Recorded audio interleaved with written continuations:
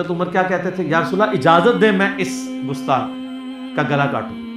یہ حضرت سے پہلے یہ جان لینا کہ نبی صلی اللہ علیہ وآلہ وسلم میرے حق میں فیصلہ کر چکے. حضرت عمر نے کہا انٹرنسک ویلیو اور فیس ویلیو ایک ہی ہوتی تھی. آج ہمارا جو نوٹ ہے اس کی ویلیو تو نہیں ہے، کاغذ کا ایک ٹکڑا ہی ہے، اس کے اوپر کہانی یعنی بکتی ہے عوام میں، کیونکہ آپ کے علماء آپ کی عوام کو ایکسٹرا جوڈیشل کلنگ کے اوپر ابھارتے ہیں، ماورائے عدالت قتل کے اوپر، اپنے دشمنوں کے اوپر گستاخ رسول کا الزام لگا کے یہ واقعہ سنا کہتے ہیں چڑھ دوڑو. اور مجھے اس معاملے میں سب سے زیادہ افسوس ہوتا ہے اہل حدیث کے اوپر، کیونکہ اہل حدیث کو پتہ نہیں وہ کتنا خطرناک کھیل کھیل رہے ہیں. کیونکہ اہل حدیث وہ مکتبہ فکر ہے جو آٹے میں نمک بھی نہیں ہے. پاکستان میں کروڑوں بریلوی ان کو گستاخ رسول سمجھتے ہیں. ان کو جب موقع ملے گا تو ان سب کو ختم کر دیں گے. جو بات کے اوپر وہ لا کے تو وہ کتاب پیش کرتے ہیں صارم المسلول علی شاتم الرسول، جو ابن تیمیہ ان کے گلے میں گھاٹے میں فٹ کر گیا. ان کو پتہ ہی نہیں ہے ان کے اوپر فٹ ہونی ہے. پھر یہ ماورائے عدالت قتل کرنے والے قانون کو ہاتھ میں لینے والے لوگوں کے غائبانہ نماز جنازہ یہ لوگ پڑھ رہے ہوتے ہیں.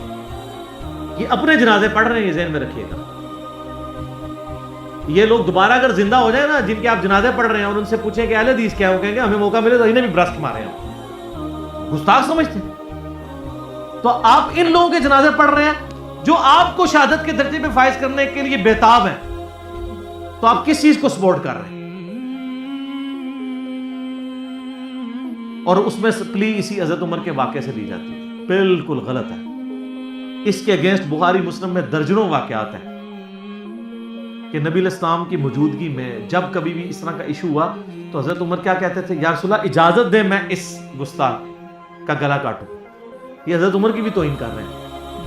نبی علیہ السلام سے اجازت لیے بغیر انہوں نے گردن کاٹ دینی تھی. وہ کہتے ہیں نہیں، وہ نبی علیہ السلام ایک یہودی اور ایک منافق کا جھگڑا ہوا تو نبی علیہ السلام نے یہودی کے حق میں فیصلہ کیا تو اس کو منافق کو پسند نہیں آیا تو وہ آ گیا حضرت ابو بکر کے پاس. حضرت ابو بکر رضی اللہ تعالیٰ عنہ نے پوچھا کہ بھی یہ فیصلہ نبی صلی اللہ علیہ وآلہ وسلم نے کیا کیا؟ ان کا جی اس نے کہا جی میرے حق میں کیا. یہودی نے کہا. تو انہوں نے کہا جب نبی نے کر دیا میں کیوں کروں؟ تو ان کا چلو عمر کے پاس چلتے ہیں. سیدنا عمر فیصلہ کرنے لگے تو اس یہودی نے کہا کہ عمر فیصلہ کرنے سے پہلے یہ جان لینا کہ نبی صلی اللہ علیہ وآلہ وسلم میرے حق میں فیصلہ کر چکے. حضرت عمر نے کہا 2 منٹ رکو میں ابھی فیصلہ کرتا ہوں. اندر گئے، تلوار لا کے تو کاٹ دیا.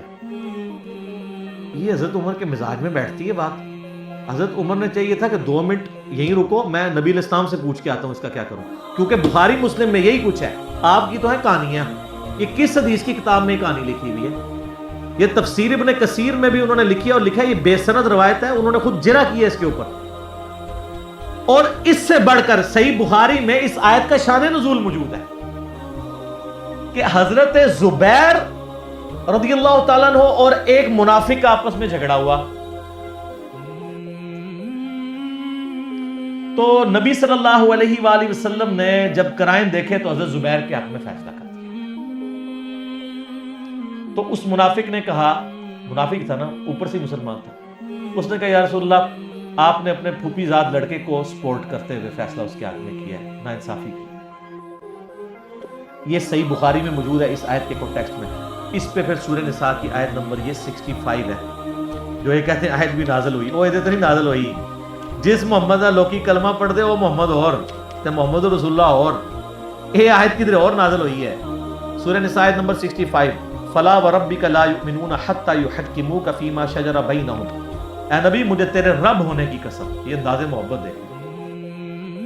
اے نبی مجھے اس چیز کی قسم کہ میں تیرا رب. ہائے ہائے لا یؤمنون، یہ مومن ہو ہی نہیں سکتے. حتی یحکموک فیما شجر بینہم، یہاں تک کہ اپنے آپس کے جھگڑوں میں آپ کو حاکم نہ مان لیں، آپ کو جسٹس، آپ کی جسٹس کو، آپ کو جج کے عہدے پر نہ مان لیں. ثم لا یجدوا فی انفسہم حرجا، اور اس کے بعد جب آپ فیصلہ کر دیں تو دل میں بھی کوئی حرج نہ پائیں. ایک تو ہے اوپر سے سر تسلیم خام کرنا، دنیا میں تو یہ چل جاتا ہے. اوپر سے مان لیں، دل میں گالیاں نکالتے رہے آپ جج کو کہ میرے خلاف فیصلہ کیا ہے. آپ کو کوئی نہیں جو ہے وہ جیل میں پھینکے گا. لیکن نبی کے کیس میں اوپر سے بھی ماننا ہے، اندر سے بھی ماننا ہے. یہ ایمان کا مسئلہ ہے.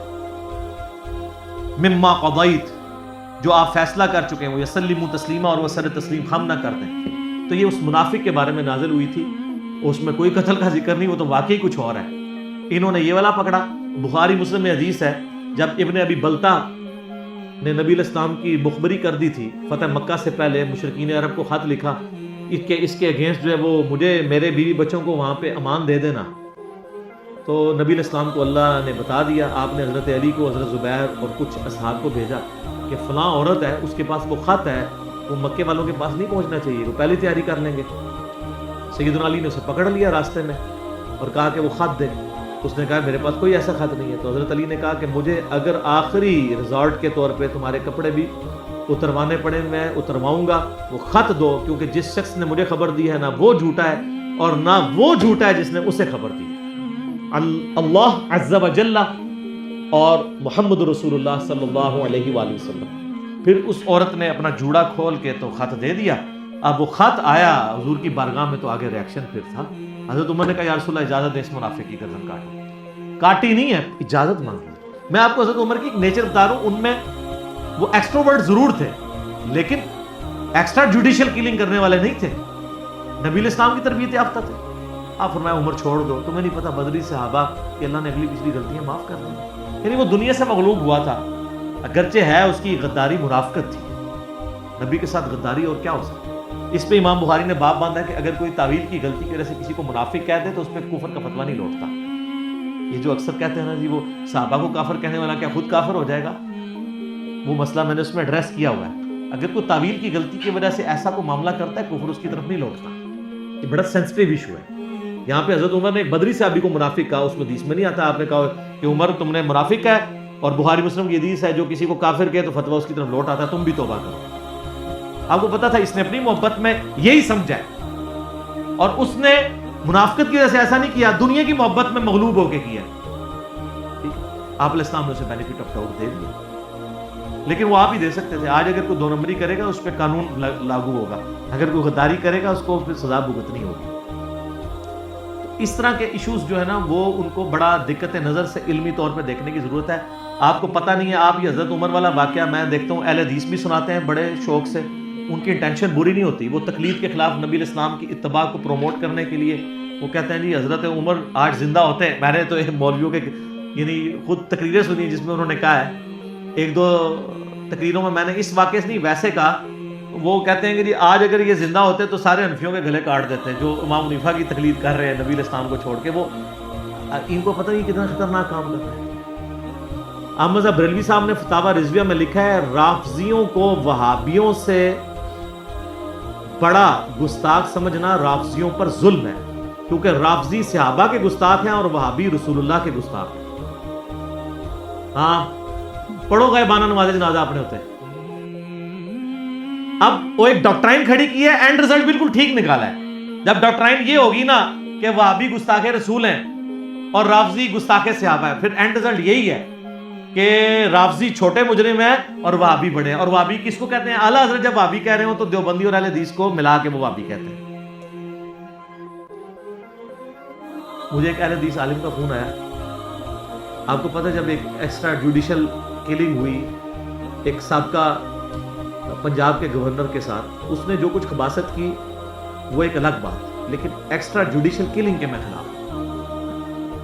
تو مجھے ایک اہل حدیث عالم کا فون آیا کہ جی ہمارے تو مسجد کمیٹی نے جو ہے وہ غائبانہ نماز جنازہ ارینج کیا ہوا ہے اس کا، جب اس کے اگینسٹ دوسرے کو پھانسی ہوئی۔ میں نے کہا جی آپ اپنے اوپر جنازہ پڑھ رہے ہیں، کیونکہ اگر وہ زندہ ہو جائے اور میں اسے پوچھوں کہ وہابی کیا ہیں، کہ وہابی بھی گستاخ رسول ہے۔ تو خدا کے لیے آپ ایکسٹرا جوڈیشل کلنگ کو سپورٹ کرنے کے لیے یہ جعلی واقعات نہ بتایا کریں۔ گستاخ رسول کی سزا پہ بھی میرے کلپ ریکارڈڈ موجود ہیں۔ نبی صلی اللہ علیہ وآلہ وسلم نے جو تعلیمات دی ہیں اس کو بڑی دقت نظر سے دیکھنے کی ضرورت ہے۔ کٹ گستاخ رسول جو تھے نا ان کو بھی نبی علیہ السلام نے معاف کیا ہے۔ سب سے بڑا اس دنیا میں گستاخ رسول تھا عبداللہ ابن ابی، اور نبی علیہ السلام نے اس وقت اسے بینیفٹ آف ڈاؤٹ دیتے ہوئے چھوڑ دیا جب حضور کی حکومت بھی تھی۔ غزوہ تبوک کے بعد کسی کی جرأت تھی؟ جب عرب کے لوگوں کو بھی پتا چل گیا کہ رومن امپائر بھاگ گئی ہے تبوک میں اور مقابلہ نہیں کر سکی، تو پیچھے سے انہوں نے مسجد درار بنائی تھی نا۔ نبی علیہ السلام واپس آئے تو اللہ نے وحی کے ذریعے سورہ توبہ میں کہا کہ اس مسجد میں نماز نہیں پڑھنی ہے، اس مسجد کو آپ نے ختم کروایا۔ اس کے بعد عبداللہ ابن ابی کو مروانا کو مسئلہ تھا، نہیں مروایا. مطلب کتنے واقعات ہیں. ذوالخیسرہ تمیمی کا وہ بخاری مسلم میں واقعہ ہے جس نے حضور کو کہا تھا اللہ سے ڈر اور انصاف کر. حضرت عمر نے کہا اجازت دے میں اس کا گلا کاٹ. چھوڑ دو, لوگ کہیں گے اپنے صحابہ کو قتل کرواتا ہے. قانوناً تو صحابی ہے نا, یہ کلمہ پڑھتا ہے, لیکن آپ کے کلمے کا احترام کسی مولوی کو نہیں ہے. آپ لاکھ کہتے ہیں میں مسلمان ہوں, کہتے ہیں نہیں جس کو ہم سرٹیفکیٹ دیں گے وہ مسلمان ہے. اور جو رئیس المنافقین ہے اس کو حضور کہہ رہے ہیں کلمے کا احترام. مسئلہ 96 میں نے دیکھا, اس میں میں نے یہ ساری چیزیں بتائی ہیں. کلمے کا احترام, حتیٰ کہ اس کا بیٹا صحابی تھا, اس نے کہا یا رسول اللہ آپ جنازہ پڑھا دیں. آپ نے جنازہ بھی پڑھا دیا عبداللہ ابن زبیر. اس نے کہا یا رسول اللہ اپنا کرتا دے دے کفن کے طور پہ. آپ نے کرتا بھی دے دیا. یہ بخاری مسلم ہے, یہ سٹوری شریف نہیں ہے. اور مسلم کے الفاظ ہیں, آپ اس کی قبر میں اترے, دفناتے وقت اپنا لعاب دہن بھی اس کے منہ میں ڈالا. اس سے بڑی کوئی بات ہو سکتی ہے؟ لیکن سورہ توبہ کی آیات نازل ہوگی کہ اے نبی تم 70 دفعہ بھی استغفار کرو, ہم نہیں معاف کریں. اور نبی علیہ السلام نے جنازہ بھی پڑھا, لعاب بھی ڈالا, کفن میں. یعنی دنیا میں سب سے بڑا کسی کے ساتھ نیکی یہی ہو سکتی ہے نا. اگر کچھ اس کے میری سب سے بڑی خوش قسمتی یہ ہو سکتی ہے کہ رسول اللہ میرا جنازہ پڑھائیں اور میرا کفن جو ہے رسول اللہ کا کرتا بنے, اور مجھے جب دفنایا جا رہا ہو تو میرے منہ میں لعاب دہن ڈالا جائے. ان ساری نسبتوں نے کوئی کام نہیں دیا اگر کرتوت پیڑے نے. اب میں اشارتاً بغیر نام لیے آپ کو ایک بات بتاؤں گا. آپ کو جو بتایا جاتا ہے کہ وہ فلاں شخص تھا, پوری زندگی اس نے جو کچھ اسلام کے ساتھ کیا, کہتے ہیں نہیں جب ان کی موت کا وقت قریب آیا نا تو انہوں نے کہا کہ جب میں مر جاؤں تو میری آنکھوں میں حضور کے ناخن رکھ دینا, میری زبان کے نیچے حضور کا بال رکھ دینا. یہ پتہ نا میں کس کے بارے میں بات کر رہا ہوں, وہ ویڈیو والوں کو پتہ چل جائے گا, آپ لوگ بعد میں پوچھ لیجیے. کوئی فرق نہیں پڑتا. جس کے منہ میں لعاب ڈالا ہے, جس کو کرتا بنا دیا, اس کو نہیں فرق پڑا اگر وہ اپنے مال صحیح نہیں کرے گا. اگر اس نے اپنی زندگی کے اندر جو ہے وہ خلافت کو ختم کر کے ملوکیت کی ہے اور اپنے بچے کو اس امت میں مسلط کیا ہے تو یہ وبال اس کے اوپر رہے گا. اور یہ تبرکات کے ہمیں نا دھونسے لگا کے نا وہ کہہ رہے ہوتے ہیں, تو میں نے اس کا بھی ایک علمی جواب ساتھ, کیونکہ میرا کام ہے کہ جدھر جو چیز نظر آئے گی نا نال ایک جڑا نا وہ چپ میں کٹ رہا جاؤں گا کہ اگر وہ کہنا جی وہ تو بڑے خوش نصیب جی انہوں نے ناخن بھی منگوائے سن, وہ جنہیں بوجھ تھک پایا ہے لعاب دہن مبارک جنہوں کرتا حضور نے دیتا ہے اپنا, انہوں نے فرق پیا. ان چیزوں میں فرق نہیں پہنتے. ان اکرمکم عند اللہ اتقاکم, اللہ کے حضور تقوی کی قدر ہے. صرف نسبتوں سے کچھ نہیں ہوتا. ہاں اگر کرتوت صحیح ہو پھر نسبت بھی فائدہ دے. پھر فاطمہ ہی جنتی عورتوں کی سردار ہے, ٹھیک ہے, اور جنتی نوجوانوں کا سردار عبداللہ بن عمر نہیں ہے, وہ حسن و حسین ہی ہے. حالانکہ عبداللہ بن عمر بھی کسی سے کام نہیں تھے, عبد الرحمن بن ابی بکر بھی کسی سے کام نہیں تھے, سیدہ عائشہ بھی کسی سے کام نہیں تھی, لیکن جنتی عورتوں کی سردار کون؟ سیدہ فاطمہ, ٹھیک ہے نا جی.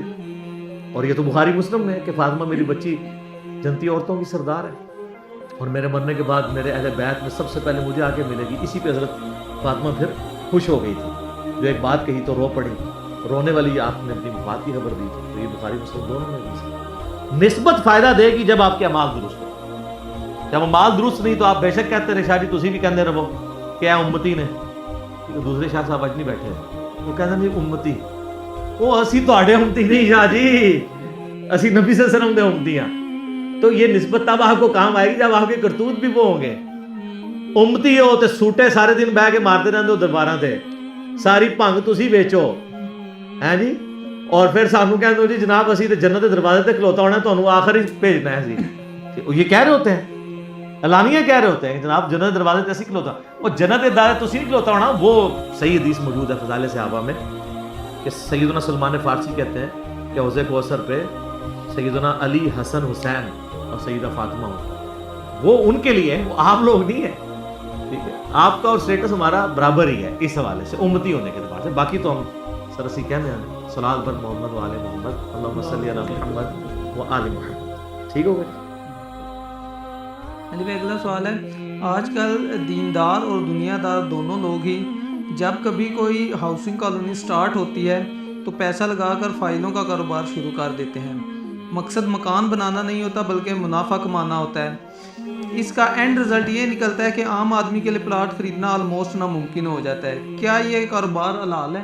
کہیں سے حلال نہیں ہے جی, یہ تو بہت بڑا غرر ہے اور یہ دھوکے کے اوپر ماننا چاہتا ہے جو چل رہا ہے. ویسے اگر یہ جو اکثر بخاری مسلم کی حدیث کا بعض علماء سہارا لیتے ہیں نا کہ جب تک چیز قبضے میں نہ لو تو آپ آگے بیچ نہیں سکتے، تو چونکہ یہ پلاٹ کی فائل ہے، یہ قبضے میں ابھی پلاٹ تو فزیکلی موجود نہیں ہے تو آپ بیچ نہیں سکتے، یہ مسئلہ نہیں ہے، وہ بیچ سکتے ہیں، غرر نہیں ہونا چاہیے۔ اگر غرر ہوگا تو پھر آپ نبی علیہ السلام نے غرر کو اوائڈ کیا تھا، جو بخاری مسلم میں حدیث ہے نا کہ کوئی شخص جب تک خود کھجوریں قبضے میں نہ کر لے آگے نہ بیچے بغیر دیکھے، دھوکا ہو جائے گا۔ اور اس کو سپورٹنگ مسلم کی حدیث ہے، ایک صحابی کہتے ہیں کہ میں نے سونے کے دیناروں کے عوض جو ہے وہ ایک سونے کا ہار خریدا، میں نے تو مسلم شریف کی حدیث ہے، وہ کہتے ہیں میں نے ایک سونے کا ہار خریدا سونے کے دیناروں کے عوض، جو اس وقت کرنسی تھی۔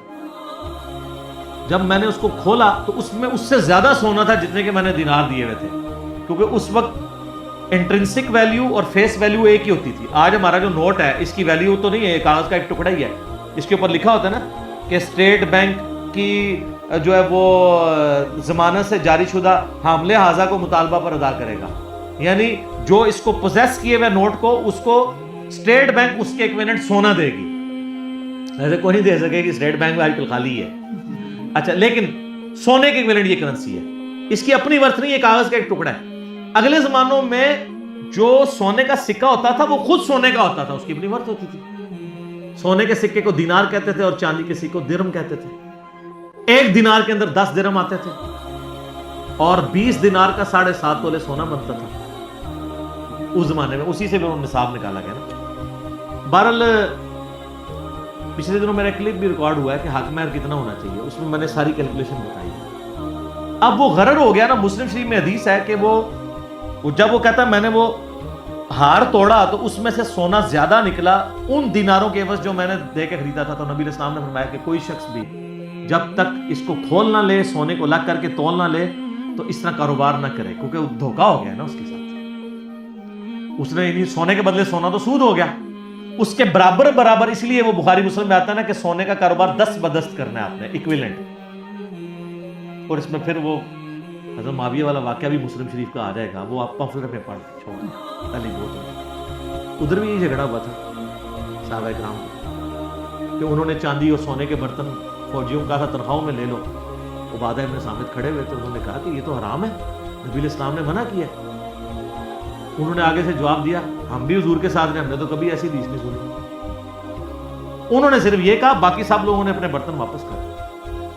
اور الموطا امام مالک میں آتا ہے ابو دردہ چیف جسٹس تھے حضرت عمر کی طرف سے شام کے، وہاں بھی یہ جھگڑا ہوا تو حضرت ابو دردہ نے جب سمجھایا تو حضرت ابو دردہ کہتے ہیں معاویہ کون سمجھائے، میں اس کو حدیثیں سناتا ہوں، یہ مجھے اپنی رائے پیش کرتا ہے۔ پھر انہوں نے شکایتاً حضرت عمر کو خط لکھا کہ یہ کون سی چیز ہمارے اوپر آپ نے مسلط کی ہوئی ہے۔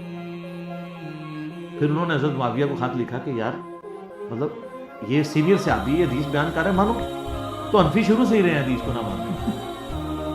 تو آج میں نے آپ کو حنفیوں کے بزرگ کا بھی بتا دیا، پہلے تو میں نے آپ کو بتایا تھا رافضیوں کے بزرگ کون ہیں، وہ صحابہ پہ لعنت کرواتے ہیں۔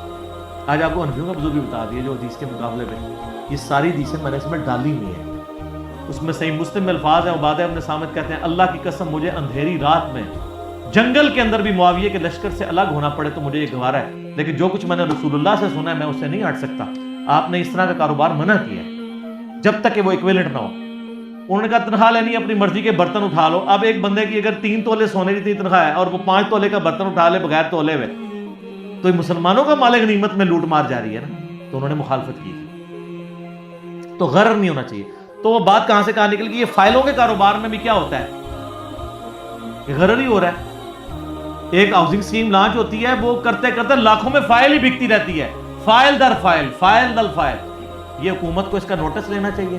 واقعی اس چیز نے، یہ بڑے بڑے انویسٹر ہیں جو پیسے ڈالتے ہیں فزیکلی، اور وہ اینڈ ٹائم پہ جب وہ قیمت بڑھا دیتے ہیں نا، اینڈ ٹائم پہ پھر مال کھینچ لیتے ہیں۔ جیسے اسٹاک ایکسچینج میں سے بھی پیسہ نکال لیتے ہیں، پیچھے جناب غریب لوگ، غریبوں کے ساتھ ویسے یہی ہوتی ہے، بیماریاں بھی غریباں نو ساریاں، پیسے بھی غریباں سے لوٹے جاتے رہے، ٹھیک ہے نا جی۔ تو اور پھر میں اس لیے کہتا ہوں کہ غریبوں کی دنیا تو برباد ہونی ہونی ہے، یہ کنفرم ہے، میں نے دیکھا ہے۔ آخرت تو نہ اپنی برباد کرو، وہ تو تمہارے اختیار میں۔ لوگ کہتے ہیں یار کیا کریں، ہمارے اختیار میں نہیں۔ سر آخرت آپ کے اختیار میں، دنیا آپ کے اختیار میں نہیں، لیکن میں وثوق سے کہتا ہوں آخرت آپ کے اختیار میں۔ آپ اللہ کی مان کے چلیں، آخرت میں آپ کے ساتھ 2 نمبری نہیں ہو سکتی۔ دنیا میں آپ جتنا مرضی زور لگا دیں، جو کام آپ کے ساتھ ڈلنا ہے وہ ڈل جانا ہے۔ دیکھیں نا لوگوں نے کتنی تبدیلی کے نام پہ ووٹ دیا ہے، 1 سال کے اندر 1.4 یا 5% مہنگائی ہونی تھی، ہو گئی۔ کچھ نہیں ہو سکا. لیکن اس مہنگائی ہونے سے کم از کم آخرت تو اپنی برباد نہ کریں, آخرت کی تیاری کریں, وہ اس میں انشاءاللہ کوئی دھوکہ نہیں ہوگا آپ کے ساتھ. دنیا میں تو آپ رو پیٹ کے جو بھی کرتے رہے, تو غریبوں کے ساتھ یہ واقعی ہو رہا ہے, اور گورنمنٹ کا کام ہے. اب گورنمنٹ بھی کیا کرے گی, ان لوگوں نے ہاؤسنگ اسکیم والوں نے بدماش لادہ سے بھرتی کیے ہوئے لوگوں کی زمینیں چھڑوانے کے لیے, اور عام لوگوں کے آنکھوں میں دھول جھونکنے کے لیے اپنے دسترخوان لادہ سے چلا رہے ہوتے ہیں, اور ریٹائرڈ اداروں کے لوگوں کو, فوج اور ایجنسیوں کے لوگوں کو لادہ سے بھرتی کیا ہوتا ہے تاکہ باقی اپنے معاملات لے کے چلیں. یہ اتنے ہوشیار ہیں, اور پھر ٹی وی پہ آ کے یہ بھی بتا رہے ہوتے ہیں کہ ہم فائلوں کے نیچے ٹائر لگا دیتے ہیں. تو یہ لوگ تو بہت مضبوط ہیں, یہ تو اسی طرح کرتے رہیں گے, حکومت ہی ہاتھ ڈال سکتی ہے. پچھلی بار ایک چیف جسٹس نے ہاتھ ڈالا تھا, اینڈ پہ اس نے بھی گھٹنے ٹیک دیے 400 ارب لے کے, وہ الٹا اس کو فائدہ پہنچا دیا. کیوں؟ جب پیسے گرے اس نے اپنے پلاٹ سستے داموں خرید لیے عوام الناس سے, اس کو تو پتا تھا کہ ہم نے کہانی کرا ہی لینی ہے, اور اب اس نے وہ 400 ارب تو سپریم کورٹ کو دیے نا, تقریباً 2700 ارب اس نے کما لیا اس میں سے. اور میں آپ کو ایک اتھینٹک صحافی طلعت حسین, اس نے پوری کیلکولیشن کر کے بتایا کہ سپریم کورٹ میں تو 400 ارب دیا, لیکن 2700 ارب اس نے کما لیا ہے. کیونکہ جب وہ پلاٹ بالکل نیچے ہے, لوگوں نے کہا جی ڈوب گئے, چلو 3 لاکھ دا پانی بھی ملتا ہے دیو, ان سے خرید لیے. سپریم کورٹ کو جب نوالا ڈال دیا اور انہوں نے اس کو ریگولائز کر دیا, وہ پلاٹ تو سارے خرید چکا تھا, اب دوبارہ پھر قیمت چڑھ گئی, تو اس نے کہا ہاں جی 5 لاکھ دا لے لو, پھر 1 کروڑ دا پلاٹ, تو انہوں الٹیمیٹلی فائدہ ہو گیا. لیکن یہ استحصالی نظام حکومت کی کمزوریوں کی وجہ سے, کیونکہ یہاں غریب کے لیے اور قانون ہے, امیر کے لیے اور ہے. غریب کے لیے قبر کی جگہ بھی مشکل ہے, اور امیر کا یہ حالت ہے کہ وہ اسلحے کے زور کے اوپر, اور یہ تو اسلحے کے انہوں نے بدماش لادہ رکھے ہوئے ہیں جو لوگوں کی زمینیں خالی کرواتے ہیں, اور پھر وہ لوگ کہہ رہے ہوتے ہیں یار 1 لاکھ بندے نو روٹی کھوا رہے ہیں. سر اللہ کو اس سے کوئی پرواہ نہیں, آپ 1 کروڑ بندے کو بھی, یہ دنیا میں آپ دھوکے دیں گے. مسلم شریف کی حدیث ہے, تم اللہ تمہاری شکلوں اور مال کو نہیں دیکھتا, دلوں اور اعمال کو دیکھتا ہے. کل کو آپ کہیں گے مدر ٹریسا بھی جنت الفردوس میں جائے گی, اس نے تو ہزاروں بچیوں کی شادیاں کرائی ہیں, لیکن وہ شرک پہ مری ہے. اس طریقے سے آپ کسی کو کیا گارنٹی دے سکتے؟ جس نے اللہ ہی کو نہ پہچانا, وہ چاہے جتنے مرضی ویلفیئر کے کام کرتا رہے دنیا میں, تو اس کے اوپر قانون اسٹیبلش ہم یہی کریں گے. باقی اللہ کی مرضی ہے, کسی کو چھوڑ دے, میں اس پہ نہیں, میرا تو اس معاملے میں لینیٹ موقف ہے کہ اگر کسی کو حالات اور واقعات ایسے ملیں کہ اس سے حقیقت کلیئر نہیں ہوئی اور ڈیٹم لیول کی توحید اس کی کلیئر ہے, تو اس کا معاملہ اور اللہ کا معاملہ. میرا ایک یوٹیوب پہ کلپ بھی ہے کہ کیا سارے غیر مسلم بھی دوزخ میں جائیں گے, تو آپ دیکھ لیں. میں اس ٹاپک کو نہیں آج چھیڑنا چاہتا, لیکن یہ ساری چیزوں سے دھوکے دے رہے ہیں. یہ سارے فائلوں والا کاروبار, اس میں ہم بھی مجرم ہیں, ہم جو اس سسٹم کا حصہ بنے ہوئے ہیں. لوگ 5 فائلیں اٹھا لیتے ہیں, 5 لاکھ کی 5 فائلیں اٹھا لی, 1.5 لاکھ کی بیچ دی, تو اپنا پروفٹ سائڈ پہ کیا, اور اس طریقے سے ایک بندہ دوسرے کے بوجھ پہ ڈالتا ایک غریب آدمی کی زندگی مشکل کرتی ہے. تو اس سسٹم کا حساب لوگ نہ بنیں, بالکل نہ بنیں. البتہ اگر آپ واقعی اس لیے پلاٹ لینا چاہ رہے ہیں کہ آپ نے مکان بنانا ہے, تو ٹھیک ہے, آپ انیشلی ایک فائل لیں. اگر آپ کر رہے ہیں غرر والا معاملہ, فائل در فائل, تو پھر میں آپ کو فائل خریدنے کی اجازت نہیں دوں گا. کیونکہ یہ نہ ہو لوگ کہیں گے یار میں تو لینا بھی چاہتا تھا, تو انجینئر صاحب کہہ رہے ہیں اس کا کاروبار ہی آرام ہے. میں کہتا ہوں کاروبار آرام ہے, انیشلی ایک فائل لے لیں, بیلٹنگ میں لے لیں یا بعد میں لے لیں, اس کے بعد بیچنے والا کام نہ کریں, اس نیت سے نہ لیں, ورنہ وہ لالا ہی ہو جائے گا. لالا بھی اسی طرح ہی ہو رہا تھا نا, اس نیت سے نکاح کرنا کہ طلاق لے کے پھر پہلے خامن کی طرف, اے لالا ہی ہے, فائلاں دے لالے ہو رہے ہیں, اے پائی رامے جے لالے نہیں جے, اے رامے جے گاٹے فٹ ہو جانے جے, ٹھیک ہو گئے فائلوں کا ہلانا.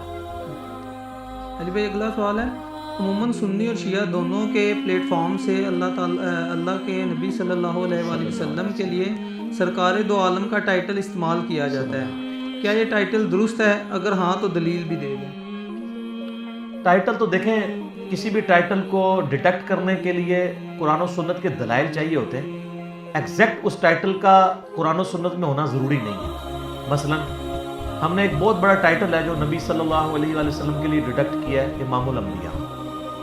یہ آپ کو کسی حدیث میں اس طرح لفظ کے ساتھ نہیں ملے گا, لیکن ہم کہتے ہیں امام الانبیاء. کیوں کہتے ہیں؟ کہ ہمیں ایک واقعہ ملتا ہے. صحیح مسلم میں انٹرنیشنل نمبر کے مطابق 431 نمبر حدیث ہے کہ نبی صلی اللہ علیہ وآلہ وسلم نے فرمایا کہ شب معراج اللہ تعالیٰ نے سارے نبیوں کو بیت المقدس میں جمع کیا اور مجھے ان کے اوپر امام بنایا.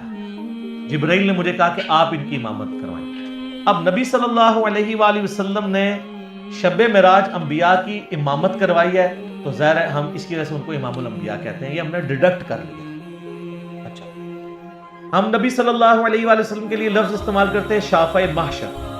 اب اگر آپ کہیں مجھے ایگزیکٹ انہی الفاظ کے ساتھ میں کوئی ٹائٹل آپ علیہ السلام کا دکھا دوں تو نہیں ملے گا. البتہ یہ ضرور ملے گا کہ بخاری مسلم دونوں میں حدیث ہے کہ نبی صلی اللہ علیہ وآلہ وسلم نے فرمایا انا سید الاولین والآخرین. جتنے گزر چکے جتنے آئیں گے میں سب کا سردار ہوں اور قیامت والے دن اللہ کے حضور میں ان کا خطیب بنوں گا اور میرے سجدے کے بعد اللہ شفاعت کا دروازہ کھولے گا. ٹھیک ہے جی. مسلم شریف کی حدیث ہے کہ قیامت والے دن سب سے پہلے مجھے قبر سے نکالا جائے گا اور سب سے پہلے میری شفاعت قبول کی جائے گی. ٹھیک ہے جی.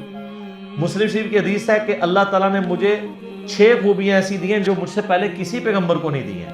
بخاری میں 5 آئی ہیں, مسلم میں 6 ہیں, اور اس میں 6ٹھی ہے کہ اللہ تعالیٰ نے شفاعت والا معاملہ جو ہے وہ میرے ساتھ کیا ہے کہ اللہ تعالیٰ نے مجھے, بلکہ یہ شفاعت والے الفاظ بخاری میں بھی ہیں. جو چیز بخاری میں نہیں ہے وہ الفاظ ہیں کہ نبوت مجھ پہ ختم کی ہے, وہ مسلم میں. یہ بخاری مسلم دونوں میں ہے کہ اللہ تعالیٰ نے 1 مہینے کے روب سے میری مدد فرمائی. اللہ تعالیٰ نے پوری زمین کو میرے لیے سجدہ گاہ بنایا. اللہ نے مال غنیمت کو میرے لیے حلال کر دیا. اگلی نبیوں کو قوموں اور قبیلوں کی طرف بھیجا جاتا تھا, مجھے پوری انسانی کی طرف نبی بنا کے بھیجا اور میرے لیے شفاعت کا دروازہ کھول دیا. یہ 5 خصوصیات. میرا یوٹیوب پہ کلپ بھی ہے نبی صلی اللہ علیہ وسلم کی 8 خصوصیات. اور پھر بخاری مسلم کے الفاظ ہیں حدیث شفاعت جو آپ نے بیان کی نا کہ سب سے پہلے لوگ حضرت آدم کے پاس جائیں گے پھر کرتے کرتے میرے پاس. اس میں اینڈ پہ الفاظ ہے کہ تم قرآن پڑھ کے دیکھ لو. قرآن میں بھی ہے عسیٰ ان یبعثک ربک مقاما محمودا. اے نبی, ایک زمانہ آنے والا ہے, ایک وقت آئے گا کہ ہم آپ کو ایسے مقام پر فائز کریں گے جہاں ہر شخص آپ کی حمد کرے گا. مقام محمود, جہاں آپ کی حمد بیان کی جائے, آپ کی تعریف کی جائے. وہ کون سا مقام محمود ہے؟ شفاعت کا. قیامت کے دن کے مہمان خصوصی نبی صلی اللہ علیہ وآلہ وسلم. شفاعت کا اذن اللہ دے گا. شفاعت بالاذن ہی ہوگی, لیکن نبی علیہ السلام کے مبارک ہاتھوں سے شفاعت کا معاملہ ہوگا. تو سرور دو عالم ہم اس لیے کہتے ہیں, یہ سرکار دو عالم, کہ نبی صلی اللہ علیہ وآلہ وسلم, یہ 2 عالم سے مراد کیا ہوتا ہے؟ اچھا, ایک لفظ ہے عالم. عالم کہتے ہیں علم والے کو. ایک لفظ ہے عالم. عالم کہتے ہیں جہان کو.